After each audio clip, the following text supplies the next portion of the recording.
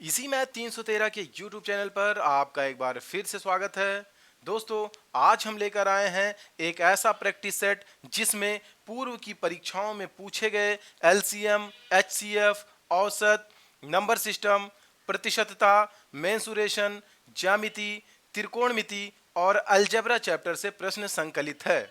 इसके माध्यम से हम यह भी जान सकते हैं कि यूपी ट्रिपल एससी की पेट परीक्षा, टेट, सुपर टेट और यूपीएसआई की परीक्षा में किस स्तर के प्रश्न पूछे जाते हैं और हम इस बात का भी आकलन कर सकते हैं कि हमारी तैयारी किस स्तर की हुई है और हमें कितनी और मेहनत करने की आवश्यकता है। उम्मीद करते हैं कि यह वीडियो आपके लिए लाभदायक सिद्ध होगी। वीडियो स्टार्ट करने से पहले जो लोग हमारे चैनल पर नए हैं, चैनल को सब्सक्राइब कर लें, बेल आइकन भी दबा दें, जिससे हमारे हर नए वीडियो स्टार्ट करते हैं हम practice set number 6। Practice set दिया हुआ है।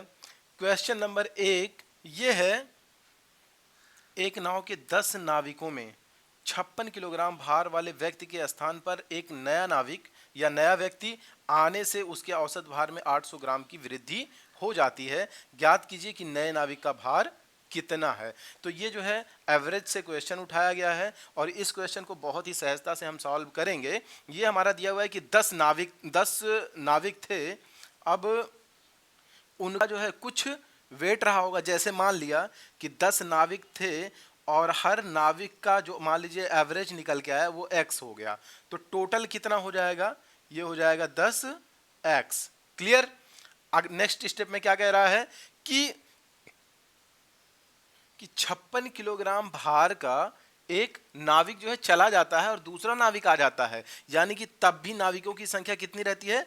10 रहती है। लेकिन उसके एवरेज में यानी कि औसत भार में क्या 800 ग्राम यानी कि 0.8 किलोग्राम का क्या हो जाता है? वृद्धि हो जाती है। तो पहले अगर x था तो अब जब वृद्धि हुई तो x प्लस 0.8 की वृद्धि होगी ना। क्लियर? तो इसका टोटल कितना हो जाएगा? टोटल कितना हो जाएगा बताइए? टोटल मल्टीप्लाई कर लेंगे 10 से x में और 10 से 0.8 में, तो 10 से जब x में मल्टीप्लाई करेंगे तो ये होगा 10x और प्लस जब 0.8 में मल्टीप्लाई करेंगे 10 अठे 80 यानी कि ये 8.0 यानी कि 8 होगा।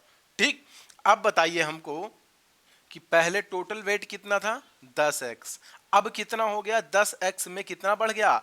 8 किलोग्राम बढ़ गया, यानी कि जो 56 किलोग्राम का व्यक्ति गया है उसकी जगह पे 56 प्लस 8 किलोग्राम का व्यक्ति आया है, यानी कि इस व्यक्ति का भार कितना हो जाएगा? 8 से 14 4 हासिल 1 और 5 1 6 यानी कि 64 किलोग्राम का व्यक्ति आया हुआ है। तो ये सही ऑप्शन हो जाएगा हमारा ऑप्शन नंबर सी। इस तरीके से हम क्वेश्चन को आसानी से सॉल्व कर सकते हैं। आइए देखते हैं नेक्स्ट क्वेश्चन। नेक्स्ट क्वेश्चन हमारा दिया हुआ है कि एक आयताकार बाग की लंबाई और चौड़ाई का अनुपात 3:2 है। तो कोई एक बाग है जो कुछ इस प्रकार का है, आयताकार है। ठीक, क्या है? आयताकार।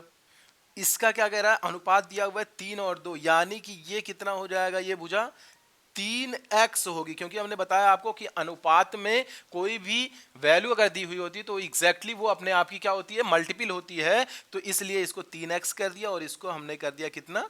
2x। तो ये हो गई एग्जैक्ट वैल्यू लंबाई और चौड़ाई की। अब कह रहा है कि एक व्यक्ति जो है बाग के चारों ओर साइकिल पर 15 किलोमीटर प्रति घंटा की दर से चल रहा है और वह चारों ओर का चक्कर 12 मिनट में पूरा करता है। यानी कि वो क्या कर रहा है?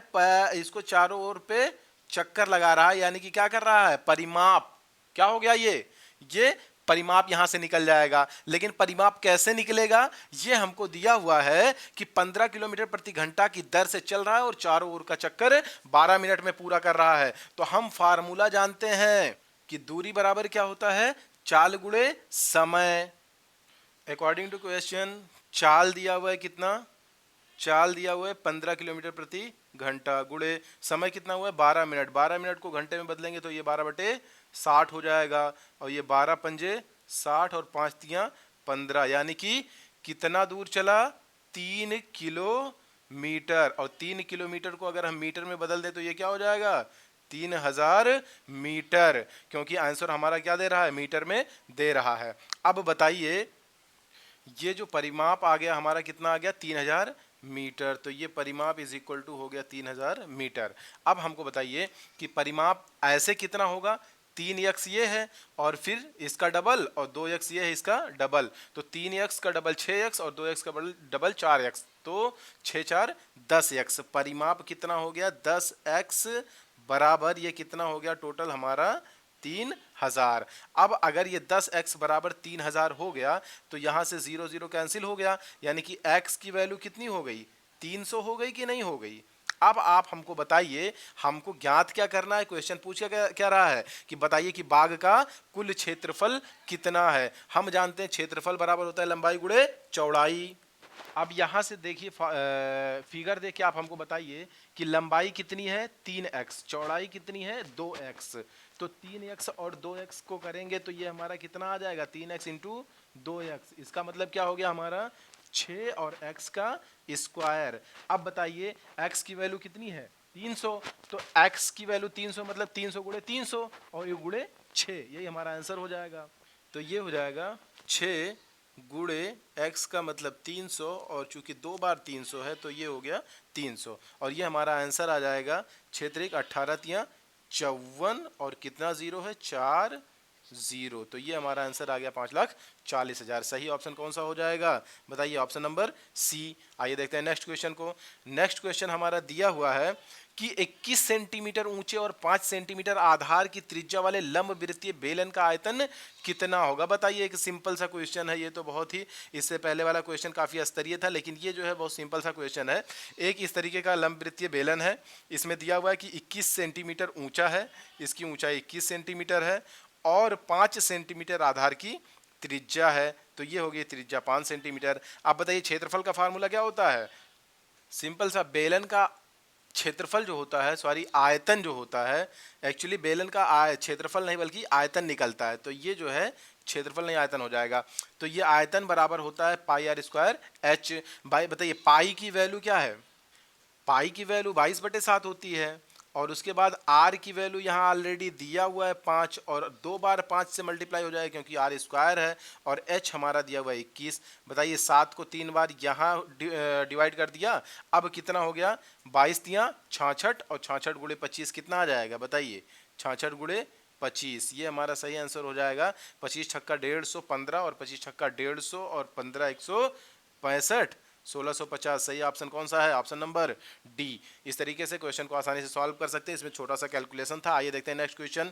नेक्स्ट क्वेश्चन दिया हुआ है कि एक वृत्त के केंद्र से 3 सेंटीमीटर की दूरी पर एक 8 सेंटीमीटर लंबा चापकर्ण खींचा गया है, वृत्त की त्रिज्या क्या है। ये काफी अच्छा क्वेश्चन है। ये दिया हुआ है, ये एक वृत्त दिया हुआ है, इसमें कह रहा है कि 3 सेंटीमीटर केंद्र से, यहाँ पे मान लिया केंद्र है और केंद्र से कह रहा है 3 सेंटीमीटर दूरी पर, यानी कि यहाँ पे 3 सेंटीमीटर दूरी पे क्या कह रहा है कि एक 8 सेंटीमीटर लंबा चापकर्ण खींचा गया है। बताइए चापकर्ण, ये नया वर्ड है, इसको आप समझने की जरूरत है। चापकर्ण का मतलब ये जो चाप है इस पे कर्ण खींचा गया है, यानी कि जीवा की बात कर रहा है। तो ये हो गया हमारा कितना 8 सेंटीमीटर लंबा, यानी कि यहां से यहां तक की दूरी कितनी है 8 सेंटीमीटर। अब आप हमको बता दीजिए कि हमसे पूछ क्या रहा है यहाँ पे, वृत्त की त्रिज्या। त्रिज्या का मतलब ये अगर केंद्र है तो यहां से यहां तक की दूरी पूछ रहा है आपसे।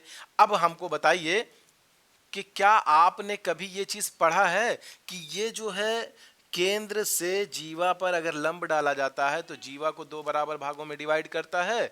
ये आपने अगर नहीं पढ़ा है तो आप इसको याद कर लीजिए कि ये इसको 2 पार्ट में डिवाइड करता है, यानी कि ये 4 हो जाएगा और ये भी हो जाएगा 4। अब बताइए, और ये इस पे जब लंब डाला जा रहा है तो ये 90 डिग्री बनेगा, यानी कि इसमें क्या लग जाएगा पाइथागोरस परिमेय, और पाइथागोरस परिमेय लगेगा तो ये 3 है और ये 4 है, तो ये कितना हो जाएगा, ये 5 हो जाएगा। कैसे हो जाएगा, हम जानते हैं कि कर्ण का वर्ग बराबर क्या होता है, लंब का वर्ग धन आधार का वर्ग।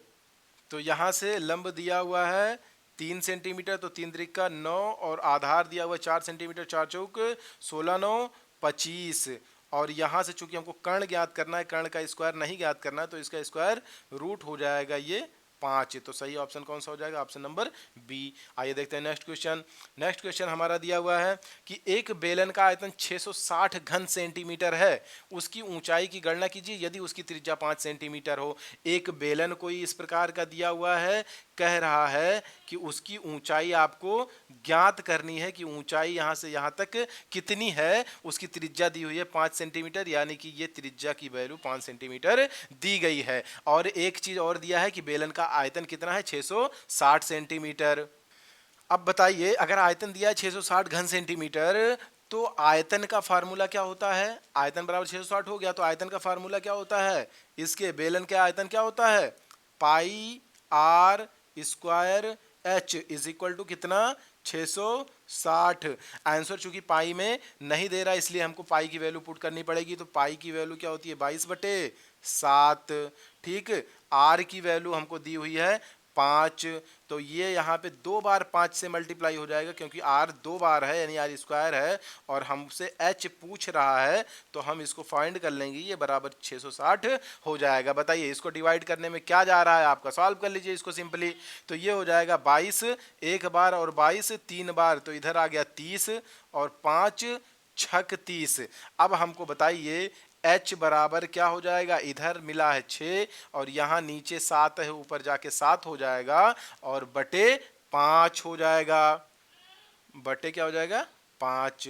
अब बताइए हमको, ये हो गया 6 सते 42 और बटे 5 का मतलब ये, और इसको डिवाइड करेंगे तो ये हो जाएगा 5 8 40 और 2 42 दशमलव 5 चौक 20, 8.4 कहीं आ रहा है। ये ऑप्शन नंबर 1 सही ऑप्शन हो जाएगा। आइए देखते हैं नेक्स्ट क्वेश्चन। नेक्स्ट क्वेश्चन हमारा दिया हुआ है, टेक्नोमेट्री का क्वेश्चन है, बहुत अच्छा क्वेश्चन है। tan theta is equal to 12/13, तो 2 sin theta cos theta upon cos square theta minus sine square theta का मान ज्ञात कीजिए।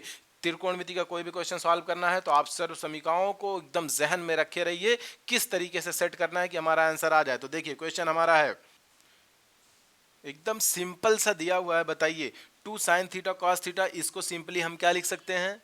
क्या लिख सकते हैं बताइए? इसको लिख सकते हैं sin 2 थीटा। ये sin 2 थीटा का ही सिंपल सा फार्मूला है। sin 2 theta is equal to क्या होता है? 2 sin थीटा cos थीटा। और इसी तरीके से cos square theta minus sine square theta को हम क्या लिख सकते हैं? cos 2 theta. ये सिंपल सा फार्मूला है, cos 2 थीटा का फार्मूला है cos square theta minus sine square theta. अब बताइए sin 2 theta upon cos 2 theta, इसको क्या लिख सकते हैं हम? साइन बटे कॉस, यानी कि tan 2 थीटा। अब बताइए tan 2 थीटा का फॉर्मूला कोई आपको पता है जो थीटा के फॉर्म में हो? तो tan 2 थीटा का फॉर्मूला होता है सिंपल सा कि 2 tan theta upon 1 minus tan square theta. ये फार्मूला एकदम सिंपल सा है, इसको आप ध्यान में रखे रहिए। जितने भी त्रिकोणमिति के क्वेश्चन सॉल्व करने हैं उसमें आपको सर्व समीकरणों को जहन में रखना होगा, तभी आप क्वेश्चन को आसानी से सॉल्व कर पाएंगे, नहीं तो लेकर के उलझे रहेंगे। तो बताइए, इसमें अब tan थीटा की वैल्यू सिंपल सी दी हुई है 12/13, तो आप इसमें tan थीटा की वैल्यू पुट करके आंसर फाइंड कर सकते हैं कि नहीं? बताइए 2 tan थीटा, इसका मतलब क्या हो गया? 2 इंटू tan थीटा का मतलब 12/13, कितना? 12/13। और ये पूरे के बटे क्या हो जाएगा? 1 माइनस tan स्क्वायर थीटा, यानी कि 1 माइनस tan स्क्वायर थीटा का मतलब 12 का स्क्वायर बटे 13 का स्क्वायर। ये हो जाएगा फुल क्या हो जाएगा? इसको जो है नेक्स्ट स्टेप में क्या लिख सकते हैं? ये 12 दूना 24 और बटे 13 है, और ये स्टेप को ले जाएंगे तो 13 3 में 169, 169 माइनस 12 बटे 144/13। तो इसको अगर हम गुणे में ले जाएं तो ऊपर जो है 13 गुणे 13 यानी कि 169 हो जाएगा, और बटे नीचे हमारा क्या बचेगा? 169 माइनस 144, 169 माइनस 144। इसी को सॉल्व कर लीजिए, हमारा आंसर आ जाएगा। तो ये हो जाएगा नेक्स्ट स्टेप में, ये यहाँ से 13 और 13 डिवाइड हो जाएगा, और ये हो जाएगा 24 गुणे 13, और 24 गुणे 13 करेंगे तो हमारा कितना आएगा? ये आ जाएगा 312 और बटे, और नीचे 169 माइनस 144 यानी कि 25। तो इस तरह यहाँ से हमारा सही आंसर हो जाएगा 312/25, ऑप्शन नंबर बी। आइए देखते हैं नेक्स्ट क्वेश्चन को। नेक्स्ट क्वेश्चन हमारा दिया हुआ है कि किसी वर्ग जिसकी परिमिति 48 सेंटीमीटर है, क्षेत्रफल बताइए। एकदम सिंपल सा क्वेश्चन दिया हुआ है। ये कुछ इस प्रकार का वर्ग दिया हुआ है और इस वर्ग का कह रहा परिमिति, यानी कि परिमिति मतलब चारों ओर का मेजरमेंट, ये कितना दिया है 48। और चारों ओर का मेजरमेंट का मतलब क्या, इसी भुजा इसकी सेम होती है तो 4 गुणे भुजा, परिमाप का मतलब क्या 4 गुणे भुजा, ये फार्मूला भी होता है। और ये कैसे आता है, परिमाप का मतलब चारों तरफ का मेजरमेंट, तो ये चारों तरफ का हम नापेंगे तो भुजा को 4 बार गुणा कर लें तब भी वही आ जाता है। और ये हमारा आ गया कितना 48। भुजा कितनी आ जाएगी 4 12 बार, तो भुजा हमारी कितनी आ गई 12। बताइए अगर इसकी भुजा 12 सेंटीमीटर है तो इसका क्षेत्रफल क्या हो जाएगा, भुजा गुणे भुजा, क्षेत्रफल क्या होता है भुजा गुणे भुजा। तो भुजा कितनी दी हुई है 12 और दूसरी भुजा भी वही 12 ही हो जाएगी, तो 12 बराबर हम कितना हो गया 144। सही ऑप्शन कहाँ है, ऑप्शन नंबर ए सही ऑप्शन हो जाएगा। आइए देखते हैं नेक्स्ट क्वेश्चन। नेक्स्ट क्वेश्चन हमारा दिया हुआ है कि 7x बटे 2 प्लस 14 और इज इक्वल टू 7 बटे एक्स, एक्स स्क्वायर बटे 4 प्लस 1 बटे एक्स स्क्वायर का मान क्या होगा। बताइए एकदम सिंपल सा क्वेश्चन दिया हुआ है।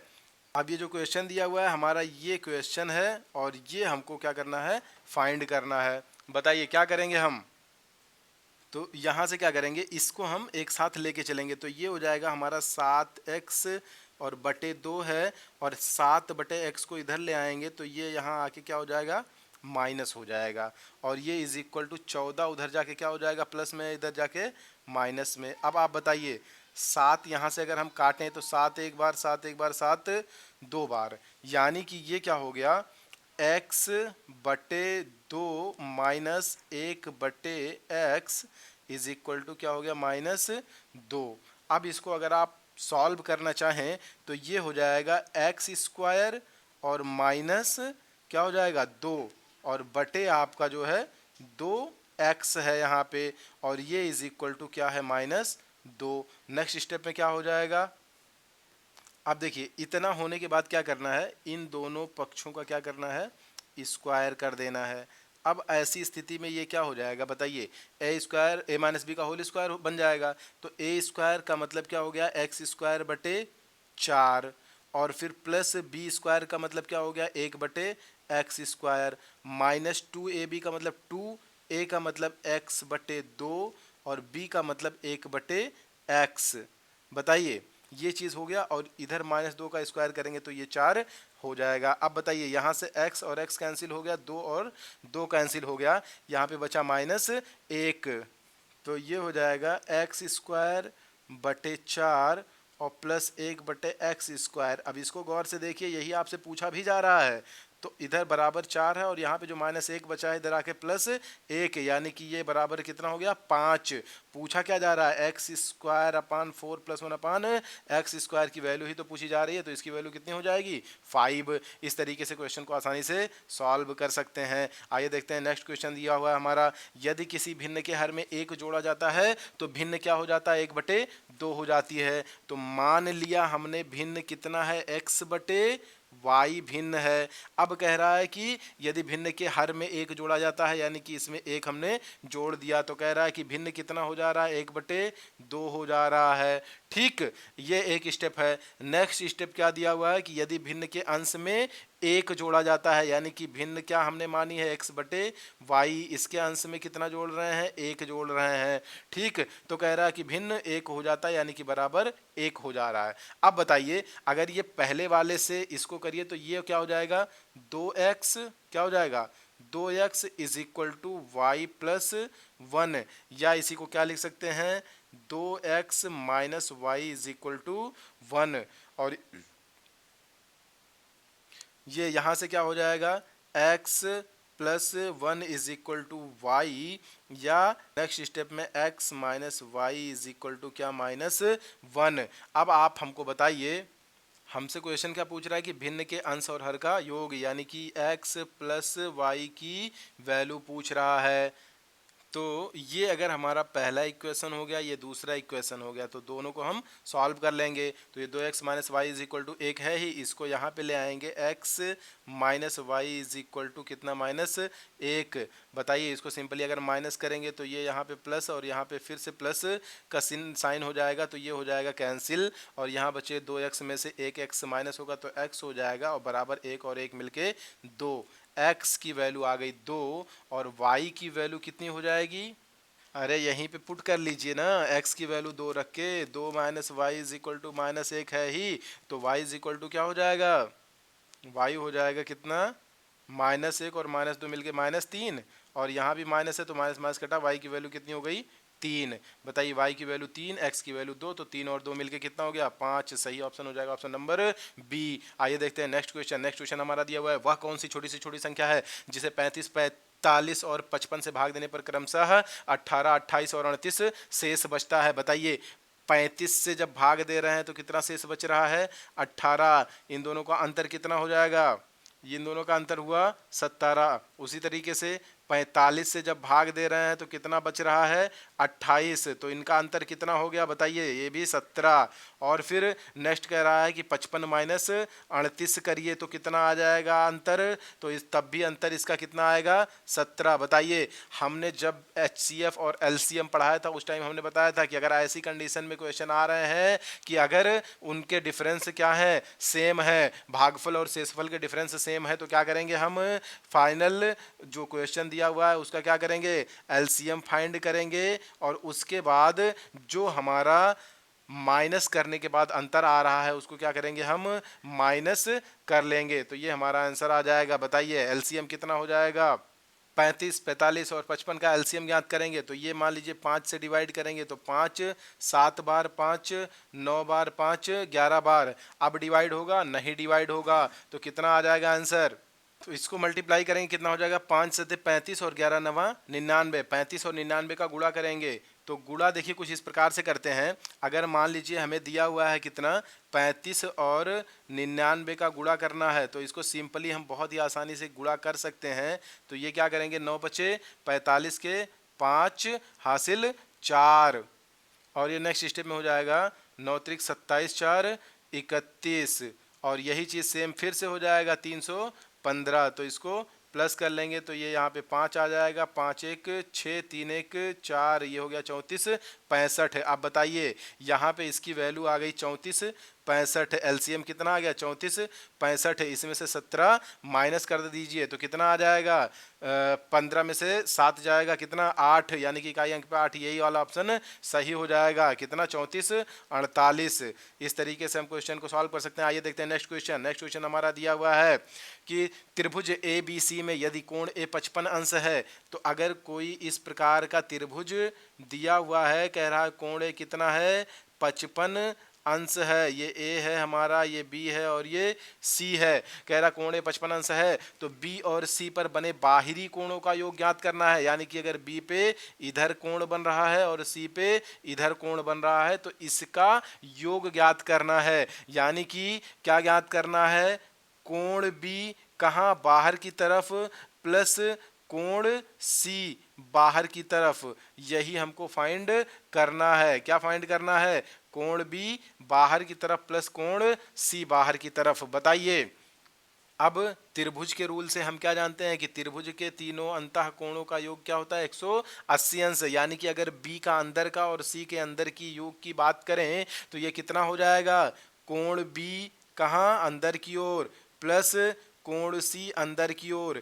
इसकी अगर हम बात करें तो ये कितना आएगा, 180 माइनस 55 करेंगे तो कितना आ जाएगा, 125 डिग्री आ जाएगा। कितना आ जाएगा, 125 डिग्री।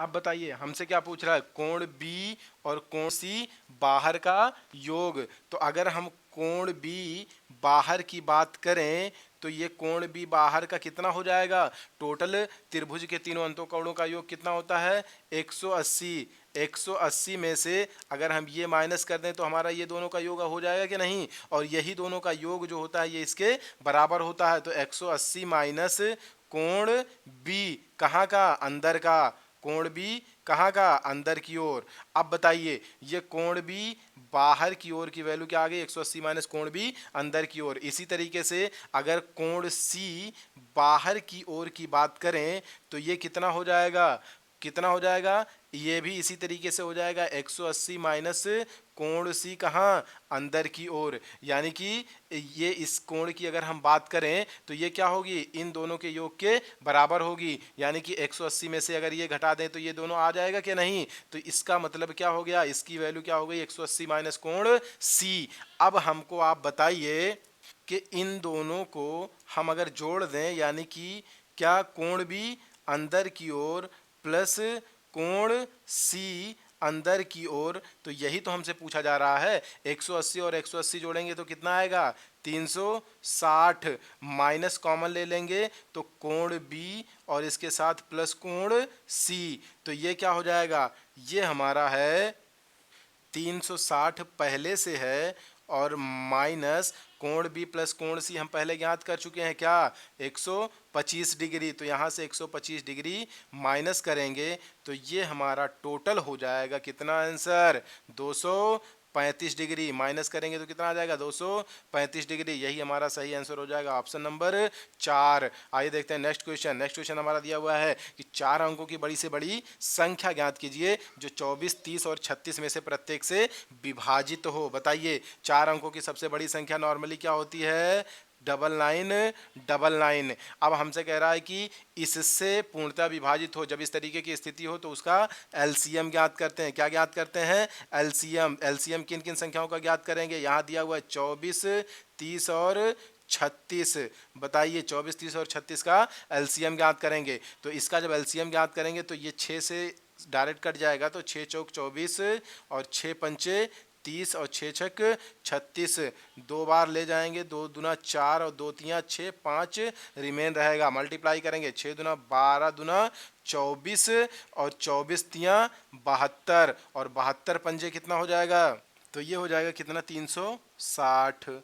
अब बताइए 360 से इसमें जो डिवाइड हो जाए वही हमारा आंसर हो जाएगा। बताइए 360 से कौन सा डिवाइड हो जाएगा 0 0, यानी कि 36 से जो डिवाइड होगा 36 से डिवाइड होगा ऑप्शन नंबर 1 सही ऑप्शन हो जाएगा। आइए देखते हैं नेक्स्ट क्वेश्चन। नेक्स्ट क्वेश्चन हमारा दिया हुआ है कि ये कुछ इस प्रकार का दिया हुआ है क्वेश्चन, तो इसमें क्या हो जाएगा ए की पावर जब -1 ऊपर है तो नीचे जाएगा, तो ये क्या हो जाएगा 1/a की पावर क्या हो जाएगा पावर 2, यानी कि स्क्वायर हो जाएगा इज इक्वल टू 7। यानी कि अगर ए स्क्वायर की हम बात करें तो ए स्क्वायर बराबर क्या हो जाएगा ए स्क्वायर बराबर 1/7। ये क्लियर हो गया, ए स्क्वायर बराबर 1/7 और 1/a स्क्वायर बराबर क्या है 7।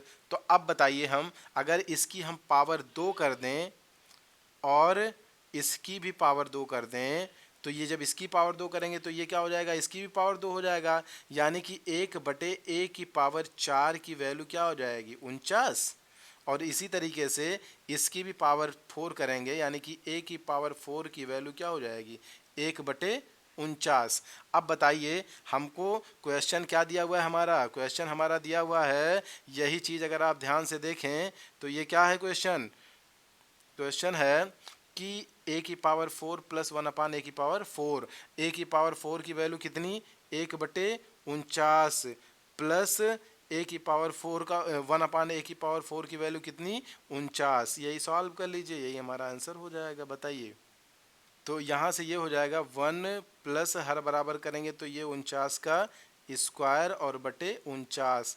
अब बताइए 49 का स्क्वायर, इतना बड़ा मल्टीप्लिकेशन कैसे करेंगे, आज हम आप लोगों को स्क्वायर करना बता दे रहे हैं। देखिए 49 का अगर आपको स्क्वायर करना है तो बहुत ही आसान तरीके से आप कर सकते हैं। क्या करिएगा इस 9 का स्क्वायर कर दीजिए, 9 9 81, कितना 9 9 81, ये हो जाएगा 9 9 9 का स्क्वायर करेंगे तो 9 9 81 के एक हासिल कितना आया हमारा 8। अब उसके बाद क्या करेंगे इन तीनों गिनतियों को गुणा कर लेंगे, 4 9 36 दूना 72 और इसको जोड़ लेंगे 72 8 80 के शून्य हासिल, फिर से 8 आया और फिर अब इसका स्क्वायर कर लेंगे तो 4 चौक 16, 16 8 24, तो ये हो गया स्क्वायर इसका 2401। तो इस तरीके से शॉर्टकट से हम स्क्वायर फाइंड कर सकते हैं। तो इसका आगे अगर 1 प्लस 2401 यानी कि 2402 हो जाएगा, तो ये हो जाएगा ऊपर कितना 2402 और नीचे कितना दिया हुआ है 49, तो ये सही आंसर हमारा हो जाएगा कितना 2402/49, सही ऑप्शन ऑप्शन नंबर डी। आइए देखते हैं नेक्स्ट क्वेश्चन। नेक्स्ट क्वेश्चन हमारा दिया हुआ है कि 16800 में से न्यूनतम कौन सी संख्या घटाई जाए कि वह एक पूर्ण वर्ग बन जाए। बताइए क्वेश्चन नॉर्मली बनता था क्या कि कितने से गुणा किया जाए कि संख्या क्या हो, पूर्ण वर्ग बन जाए। लेकिन यहाँ पे क्या पूछ रहा है कि कौन सी न्यूनतम संख्या घटाई जाए कि वह एक पूर्ण वर्ग बन जाए। अगर ऐसी स्थिति में दे रहा है तो आपको वर्गमूल ज्ञात करना पड़ेगा भाग विधि से। तो ये वर्गमूल जब ज्ञात करेंगे तो ये 16,800 का आपको सिंपली वर्गमूल ज्ञात करना है। तो ये 2 बार यहाँ पे पेयर बन जाएगा, यहाँ पेयर, तो एक बार ले जाएंगे तो एक एक के एक कितना हो गया, ये यहाँ पे एक हुआ, इसको माइनस किया, ये 2 आया यहाँ पे और ये 0 हो गया और यहाँ से आ जाएगा 68। ये जो है एक अंक यहाँ पे छोड़ा हमने, एक अंक यहाँ पे, 2 का पहाड़ा 3 बार, तो 3 त्रिक का 9 नहीं जाएगा, तो ये 2 बार ही ले जाएंगे। तो जब 2 बार ले जाएंगे तो 2 यहाँ भी लिखेंगे, 2 दूना 4, कितना हो जाएगा 4, 2 दूना 4, तो ये हो गया 44। अब इसमें से माइनस करेंगे, 8 में से 4 जाएगा, कितना आएगा 4, और 6 में से 4 जाएगा, ये हो जाएगा 24। अब हमको बताइए यहाँ पे 00 एक साथ आएगा और 2 2 ये हो गया 4 और ये हो गया 2 यहाँ पे। अब बताइए एक हमने ब्लैंक कर रखा है कि कितनी बार जाएगा, तो यहाँ से जब चेक करेंगे कि कितनी बार ये डिवाइड होगा तो एक अंक यहाँ भी छोड़ दिया हमने। अब 24 का पहाड़ा मान लीजिए नहीं भी याद है तो क्या करेंगे, या 24 का पहाड़ा 10 बार, 24 दामा 240, तो 10 बार जाता नहीं तो 9 बार ले जाएंगे। तो जब यहाँ से 9 बार ले जाएंगे तो ये क्या हो जाएगा, 9 9 81 के 1 हासिल 8 और 9 चौक 36, 8 8 6 14, 44 के 4 हासिल 4, 9 दूना 18, 4 22। अब यहाँ से इसको माइनस कर लेंगे तो ये हमारा हो जाएगा 10 में से 1 गया कितना 9 और यहाँ पे 9 में से 4 गया कितना 5। अब बताइए यहाँ पे कितना बचा है 3, 3 में से 1 गया, 3 में से 2 गया 1। अब बताइए 159। अब आगे कोई संख्या नहीं बची है, यानी कि क्या है कि अगर यही 159 नहीं होता, ये जो शेषफल हमारा आ रहा है अगर यही नहीं होता तो क्या होता, ये पूर्ण वर्ग होता। तो यानी कि 159 अगर घटा दिया जाए तो ये पूर्ण वर्ग बन जाएगा, यानी कि सही ऑप्शन ऑप्शन नंबर सी। आइए देखते हैं नेक्स्ट क्वेश्चन। नेक्स्ट क्वेश्चन हमारा दिया हुआ है कि 2 उम्मीदवारों के एक चुनाव में डाले गए कुल वोटों का 30% वोट पाने वाला उम्मीदवार 16,000 वोटों से पीछे रह गया, कुल कितने वोट डाले गए थे। एकदम सिंपल सा क्वेश्चन है, इससे आसान कुछ है ही नहीं। बताइए अगर कहीं भी चुनाव हो रहा है तो उसमें कैंडिडेट क्या होंगे, एक जीतेगा और दूसरा क्या होगा, हारेगा। इसमें कह रहा है कि कुल वोट का 30% पाने वाला उम्मीदवार जो है 16,000 वोटों से पीछे रह गया, यानी कि जो हारा वो कितना प्रतिशत पाया 30% और जो जीता वो कितना हो जाएगा 70%। यहाँ पे बात वैध वोटों की हो रही होगी, है ना, क्योंकि जो वैध वोट होते हैं उसी में जीता हारा होता है। तो अगर ये 30% वोट पा चुका है और ये कितना पा जाएगा जो जीता है 70%, तो कह रहा है कि 16,000 वोटों से विजयी रहा। तो 16,000 वोटों से अगर जीता तो इन दोनों का डिफरेंस कितना हो जाएगा 16,000, कितना हो जाएगा 16,000। तो 16 अगर 1000 हो गया ये, तो ये कितना 70 में से 30 घटेगा, कितना हो जाएगा 40, यानी कि ये 40% जो है ये किसके बराबर है 16,000 के बराबर है। हमको फाइंड क्या करना है कि कुल कितने वोट, तो कुल कितने वोट थे 100%। तो बताइए अगर 40% 16,000 के बराबर है तो 100% कितने के बराबर हो जाएगा, ये 100% एक एक नियम से लगा लेंगे तो 100% हो जाएगा ये आपका 16,000 और बटे कितना 40 और गुणे कितना 100। अब इसको क्या करेंगे डिवाइड कर लेंगे तो 4 चौक 16 और ये यहाँ पे आ गया आपका, ये हो गया कितना 4 और 2 0 यहाँ 2 0 यहाँ, तो कुल मिला के 40,000 वोट पड़े हुए थे। तो ये सही ऑप्शन ऑप्शन नंबर 1 हो जाएगा। तो दोस्तों आज का वीडियो जो है यहीं पे हमारा समाप्त होता है, गणित का ये प्रैक्टिस सेट 6। और फिर मिलते हैं आपसे हम नेक्स्ट वीडियो में। वीडियो अगर पसंद आई तो वीडियो को आप लाइक कीजिए, हमारे चैनल को सब्सक्राइब कीजिए, अपने दोस्तों को शेयर भी कीजिए और बेल आइकन भी दबा दीजिए ताकि हम जैसे ही वीडियो आपको सेंड करें तत्काल आपके पास नोटिफिकेशन पहुंच जाए। इस तरीके से आप हमारी सुविधाओं का लाभ ले पाएंगे। मिलते हैं नेक्स्ट वीडियो में, तब तक के लिए जय हिंद दोस्तों।